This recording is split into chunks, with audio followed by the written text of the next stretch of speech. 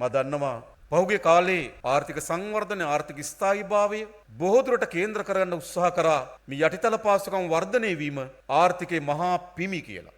වැරදි. ආර්ථිකයක් සමාජයක් ස්ථාවර බවට පත් කිරීම සඳහා යටිතල පාසුකම් එක අංගයක්. හැබැයි ඒ අංගය විතරක් තිබෙනවා නම් ඒක අබ්බගාත ස්වභාවයක්.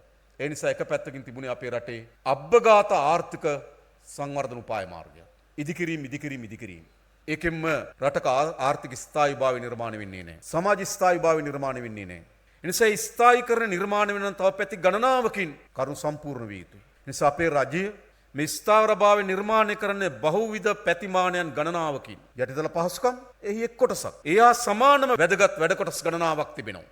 එක නීතියේ විධානය ආධිපත්‍යය තහවුරු කරන්න ඕන මේ රටේ.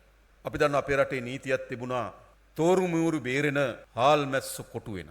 අපි නීති ඉදිරියේ හැමදෙනාම සමානයි කියන සංකල්පයට පනපවනවා. ඒ නිසා කවුරුත් නොහිතපු තැන්වලට කවදාවත් නීතිය ළඟා වෙන්නේ නැයි කියලා කල්පනා කරපු තැන්වලට හැමදාමත් Taman නීතියට වඩා උඩින් ඉන්නවා යයි කියලා කල්පනා කරපු පිරිස් වෙත නීතිය ළඟා වෙනවා.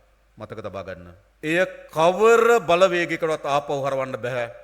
නීතියට සෑම පුරවැසියම යටත් කළ යුතුයි අපි ස්ථාවර රාජ්‍යයක් නිර්මාණය කරන්න. නීතියේ බිඳවැටීම මේ දේශපාලන සංස්කෘතියේ පිරිහීම විසින් අපේ රට විශාල ගොදුරක් බවට පත් කරා සංවිධානාත්මක අපරාධ කල්ලින් වෙත. සමහර විට මේ සංවිධානාත්මක අපරාධ කල්ලි අපිට මේ මතු පිටින් තිබෙන රාජ්‍ය හා සමාන කළු රාජ්‍යයක් නිර්මාණය කරගෙන තියෙනවා. ඔවුන්ට අවියායුධ ලැබෙනවා නීත්‍යානුකූල හමුදාවන් විසින්.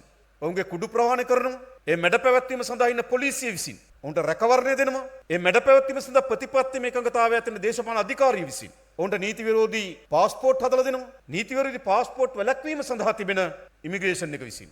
ඔවුන්ට මෝටර රථ ලියාපදිංචි කරලා දෙනවා. නීත්‍යානුකූල මෝටර රථ ලියාපදිංචි කිරීම සඳහා තිබෙන ආයතන විසින්. ඔවුන්ට නීතිය රැකවරණයත් එම ආයතන විසින් ලබා දී තිබෙනවා. ඒ නිසා මේ මතු පිට තිබෙන රාජ්‍යයට සමාන යටිබිම්ගත රාජ්‍යයක් සංවිධානාත්මක අපරාධ කල්ලි වෙත තිබෙනවා. එය තැන තැන වෙඩි තබා ගැනීම, මත්ද්‍රව්‍ය, බියගැන්වීම, ව්‍යාපාරිකයන්ට තර්ජනය කිරීම ආදී විශාල අපරාධ වලින් ගහන වෙච්ච යටිබිම්ගත රාජ්‍යයක් තිබෙනවා. අපි ඔබට එකක් කියන්නම්. මේ යටිබිම්ගත රාජ්‍ය අපි සහතික වශයෙන් අවසන් කරනවා.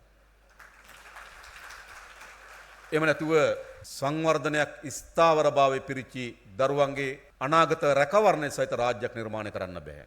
දැනට අපි අත්අඩංගුවට අරන් ඉන්න පිරිස අපේ රටේ මත්ද්‍රව්‍ය ජාලයේ 50%කට ආසන්න ප්‍රමාණයක් මෙහෙवला තිබෙනවා. සන්නද්ධ අපරාධ කල්ලීන් 75%කට ආසන්න ප්‍රමාණයක් එක සබත්තාවෙන් තිබෙනවා. අපේ රටේ දේශපාලන අධිකාරීන්ට විවිධ ආකාරයේ මුදල් පොම්ප කරලා තිබෙනවා. සමහර മന്ത്രിවරු මාසයේ බදු මුදල ගන්නවා වගේ ගෙදර ගිහිලා සල්ලි අරන් තිනවා. සමහර ඇමතිවරු මාස්පතා ගෙදරට ගෙන්නගෙන තිනවා. එළිදරව් වෙලා තිබෙනවා. ඒ කියන්නේ මොකක්ද? මේ සන්නද්ධ සංවිධානාත්මක අපරාධ කණ්ඩායම් අපේ රටේ විශාල සමාජ ව්‍යසනයක් නිර්මාණය කරලා තිබෙනවා. අපි ඒක මැඩ පවත්වනවා. මේ මැඩ පැවැත්වීම සඳහා අවශ්‍ය වෙන විශ්වාසයත් අභියෝගයත් අපේ පොලිස් දෙපාර්තමේන්තුව ඇතුළු එයාදාල නිලධාරීන් බාරගෙන තිබෙනවා. මම උන්ට බෙහෙවින්ම මේ වෙලාව විශ්වතිවන්ත වෙනවා. ඔවුන් මේ කාර්ය කරනවා කියන විශ්වාසයක් අපිට තිබෙනවා.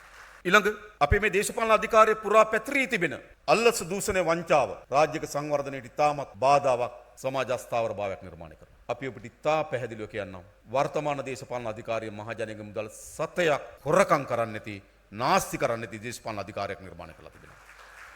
හැබැයි තන තන තාමත් පරණ පුරුද්දේ යන පරණ ඇබ්බැහි වලට ලොල් වී තිබෙන රාජ්‍ය යාන්ත්‍රණේ සමහර තැන් සහ පුද්ගලයන් ඉන්න බව අපි හඳුනගෙන තිබෙනවා. අපි නැවත නැවතත් කියන්නේ ඒ පුද්ගලයන්ට අලුත් දේශපාලනයට අනුව හැඩගැසෙන්න අවස්ථාව තිබෙනවා. අලුත් දේශපාලනයට අනුව හැඩගැසෙන්නේ නැත්නම් උන්ට දාලා යන්න පුළුවන්. දාලා යන්න සූදානම් නැත්නම් අපි අයින් කරනවා. මොකද අපිට අවශ්‍යයි මහජනයාගේ සෑම රුපියලකටම ගරු කරන ඒ සාංගික දේපලක් වගේ ආරක්ෂා කරන රාජ්‍ය සේවක අපිට අවශ්‍යයි.